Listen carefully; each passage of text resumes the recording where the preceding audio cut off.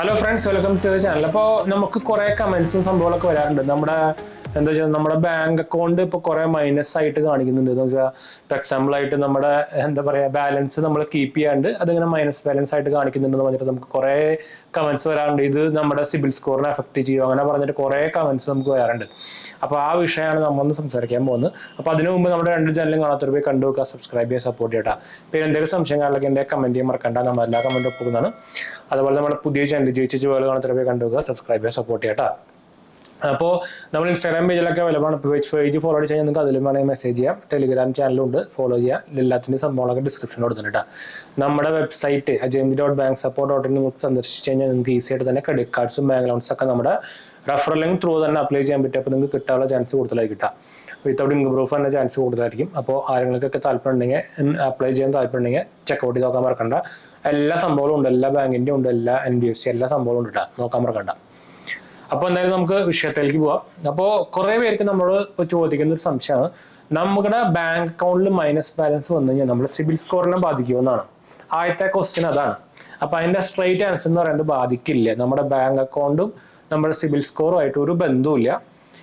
Credit തരുന്ന സംഭവങ്ങൾ മാത്രമാണ് നമ്മുടെ സിബിൽ സ്കോറിന് റിപ്പോർട്ട് ചെയ്യുന്നത്. അതായത് നമുക്ക് ലോണ്, ക്രെഡിറ്റ് കാർഡ്, നമ്മുടെ ലോൺസ്, അപ്പോൾ പേ ലേറ്റർ, അങ്ങനത്തെ സംഭവങ്ങളൊക്കെ നമുക്ക് ബാങ്ക് കടം തരുന്നതാണ്. ആ കടം തരുന്ന സംഭവങ്ങൾ മാത്രമാണ് സിബിലിലേക്ക് റിപ്പോർട്ട് ആവുള്ളൂ. അപ്പോൾ ബാങ്ക് അക്കൗണ്ടിൽ മൈനസ് ബാലൻസ് വന്നുകൊണ്ട് ഒരു പ്രോബ്ലം ഇല്ല സിബിലിൻ്റെ സൈഡിൽ. ഇനി നമുക്ക് അടുത്തതാണ്, ഇത് എന്തെങ്കിലും ഇഷ്യൂ ഉണ്ടോ, അപ്പം ഇങ്ങനെ മൈനസ് ബാലൻസ് വന്നാൽ നമുക്ക് എന്ത് ചെയ്യും, പിന്നെ ബാങ്ക് ക്ലോസ് ചെയ്യാൻ പോയി കഴിഞ്ഞാൽ പറ്റില്ല. അപ്പം അങ്ങനത്തെ കുറേ കുറച്ചങ്ങളൊക്കെ ഉണ്ട്. അപ്പോൾ ശരിക്കും ആക്ച്വലി നമ്മുടെ RBIയുടെ റൂൾ അനുസരിച്ചിട്ട് നമുക്ക് ബാങ്കുകാർ നമ്മുടെ അക്കൗണ്ടിലും മിനിമം ബാലൻസ് കീപ്പ് ചെയ്യാത്തതിന് മൈനസ് ബാലൻസ് എടുക്കാൻ പാടില്ല എന്നാണ് നിയമം. പക്ഷെ അതിപ്പോൾ കുറേ ബാങ്കുകളൊന്നും ഫോളോ ചെയ്യുന്നില്ല, അത് വേറെ കാര്യം. നമ്മളിപ്പോൾ ഒരു 2-3 മാസമായിട്ട് ഉപയോഗിക്കാത്ത ബാങ്ക് അക്കൗണ്ട്, അല്ലെങ്കിൽ നമ്മൾ മിനിമം ബാലൻസ് കീപ്പ് ചെയ്യാത്ത ബാങ്ക് അക്കൗണ്ടൊക്കെ എടുത്തു നോക്കിയാൽ ചിലപ്പോൾ അതിൽ 3000-5000 ഒക്കെ മൈനസ് ബാലൻസ് കാണിക്കുന്നുണ്ടായിരിക്കും. അത് പ്രശ്നമുണ്ടോ എന്ന് ചോദിച്ചു കഴിഞ്ഞാൽ പ്രശ്നമൊന്നുമില്ല. നിങ്ങൾ പിന്നെ ആ ബാങ്ക് അക്കൗണ്ടിലേക്ക് ഏരിയയിലേക്ക് പോകണ്ട. ക്ലോസ് ചെയ്യാൻ പോയി കഴിഞ്ഞാൽ തന്നെ അവർ പറയും ആ സാധനം 0 ആക്കി കഴിഞ്ഞിട്ട് ക്ലോസ് ചെയ്യാൻ പറ്റുള്ളൂ എന്ന്. ക്ലോസ് ചെയ്യണ്ട, അതവിടെ ഡോർമെന്റ് ആയിട്ട് കിടന്നോട്ടെ, ഓട്ടോമാറ്റിക്കലി ഡോർമെന്റ് ആയിക്കോളും 1 കൊല്ലം കഴിഞ്ഞ് കഴിഞ്ഞാൽ. അത് വെച്ചാൽ ഇവരെ അടവുകളാണ് ഇതൊക്കെ. ഇപ്പോൾ ഇതുപോലെ തന്നെ ഇപ്പോൾ IDFC ഒക്കെ 25,000 രൂപ മിനിമം ബാലൻസ് കീപ്പ് ചെയ്യാത്ത അക്കൗണ്ടുകളൊക്കെ ഭയങ്കരമായിട്ട് മൈനസ് ബാലൻസ് പിടിക്കും. ചിലപ്പോൾ ഒരു വർഷം കയറിയില്ലെങ്കിൽ ചിലപ്പോൾ 1000 മൈനസ് ബാലൻസ് ഒക്കെ പിടിക്കും, 1000 രൂപ പിടിക്കുമ്പോൾ. അപ്പോൾ അത് അവിടേക്ക് തിരിഞ്ഞു നോക്കണ്ട, നിങ്ങൾ ക്ലോസ് ചെയ്യാനും പോകണ്ട, ആ ഡോർമെന്റ് അവിടെ കിടന്നോളൂ. നമുക്ക് ശരിക്കും ആക്ച്വലി നമുക്ക് ഇത്ര ബാങ്ക് അക്കൗണ്ട് വേണമെന്ന് ലിമിറ്റ് സംഭവമൊന്നുമില്ല. എത്ര ബാങ്ക് അക്കൗണ്ട് എടുത്താലും നമ്മളത് കറക്റ്റായിട്ട് മെയിൻറ്റെയിൻ ചെയ്ത് പോകണം. അതുപോലെ തന്നെ അതിന്റെ ചാർജുകളൊക്കെ അടയ്ക്കും വേണം. അത് മാത്രമുള്ള സംഭവം. അല്ലാണ്ട് ഇത്ര ബാങ്ക് അക്കൗണ്ട് മാത്രം എടുക്കാൻ പാടുള്ളൂ അങ്ങനെ റൂൾ സംഭവമൊന്നും ഇല്ല. അപ്പോൾ ഒരാൾക്ക് എത്ര ബാങ്ക് അക്കൗണ്ട് വേണമെങ്കിൽ എടുക്കാം. അത് മൈനസ് ബാലൻസ് ആയി കഴിഞ്ഞാൽ ഡോർമെന്റ് ആയി കിടന്നുകൊണ്ട് കുഴപ്പമൊന്നുമില്ല. ഓട്ടോമാറ്റിക്കലി 1 കൊല്ലം കഴിഞ്ഞ് കഴിഞ്ഞാൽ അത് യൂസേജ് ഇല്ലെങ്കിൽ ഓട്ടോമാറ്റിക്കലി അത് ഡോർമെന്റ് ആയിക്കോളും.